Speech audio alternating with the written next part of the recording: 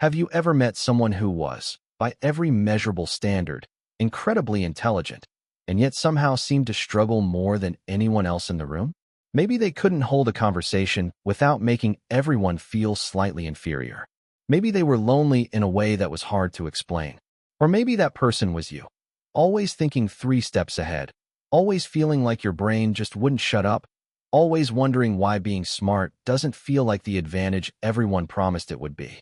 We have this cultural story about high intelligence. It goes something like this: smart people succeed, smart people thrive, smart people figure things out. And sure, there's some truth to that.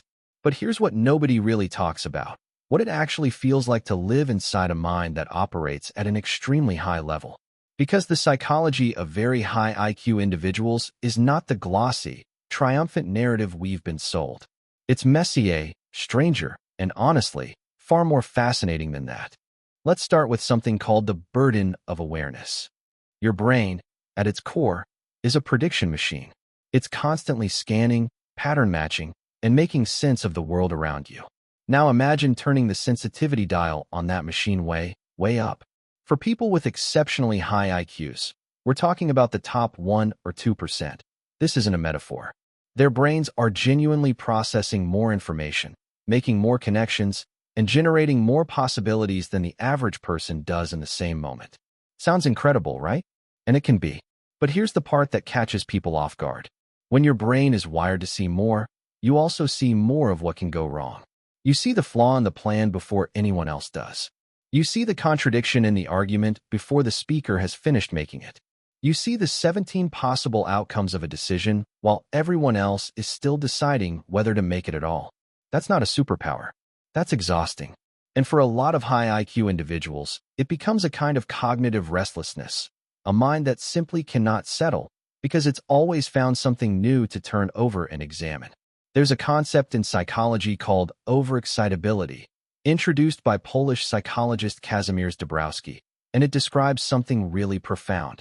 He noticed that highly gifted individuals didn't just think more intensely, they felt more intensely. Emotionally, sensorially, imaginatively. The same neural horsepower that helps them solve complex problems also makes them more sensitive to injustice, more affected by beauty, more disturbed by suffering. A piece of music might genuinely move them to tears. A news story might haunt them for weeks. They're not being dramatic. Their nervous system is simply calibrated differently. And in a world that often rewards stoicism and just getting on with it, that level of emotional intensity can feel like a liability rather than a gift. Now here's where it gets really interesting and a little counterintuitive. Despite all that intellectual firepower, people with very high IQs are not immune to anxiety. In fact, research suggests the opposite might be true. A study published in the journal Intelligence found a significant correlation between high IQ and the likelihood of experiencing anxiety disorders. The researchers coined the term hyperbrain, hyperbody, the idea that an overactive, highly sensitive mind can actually keep the nervous system in a state of low-level alert more frequently than average. Because when you're always thinking, always anticipating, always running scenarios, your body doesn't always know the difference between intellectual simulation and actual threat. The mind sounds an alarm, and the body responds. It's like having a smoke detector so sensitive that it goes off every time you make toast. Technically working as intended. Practically a nightmare. And then there's the social piece, which is where so much of the real pain lies. Think about it this way. Imagine you grew up speaking a language that most people around you didn't quite speak. Not a different language entirely, close enough that you could communicate, but different enough that the deeper conversations, the ones you actually craved, were almost impossible to find. That's what many high IQ individuals describe when they try to articulate their social experience. It's not arrogance, or at least it doesn't start that way. It's a genuine difficulty finding people who match the frequency. And because humans are social creatures wired for belonging, that difficulty carries real psychological weight. Loneliness among gifted individuals is well documented and often invisible because from the outside, the person seems fine. They're articulate. They're capable. They can hold a conversation. but inside, there's often this ache of not being truly known.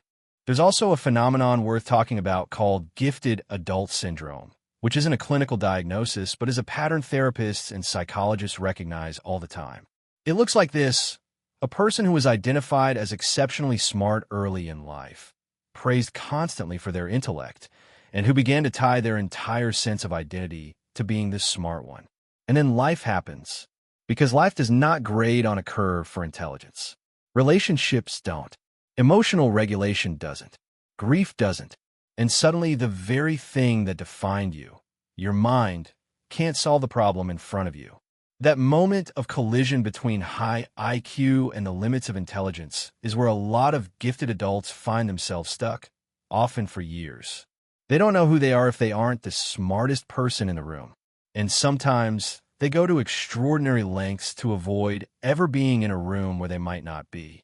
This connects to something Carol Dweck's research on mindset revealed in a really uncomfortable way.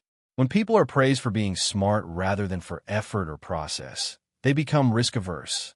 They start to protect the identity of smart person by avoiding challenges where they might fail, which means, paradoxically, that some of the most intellectually capable people in the world end up playing it safer than almost anyone else.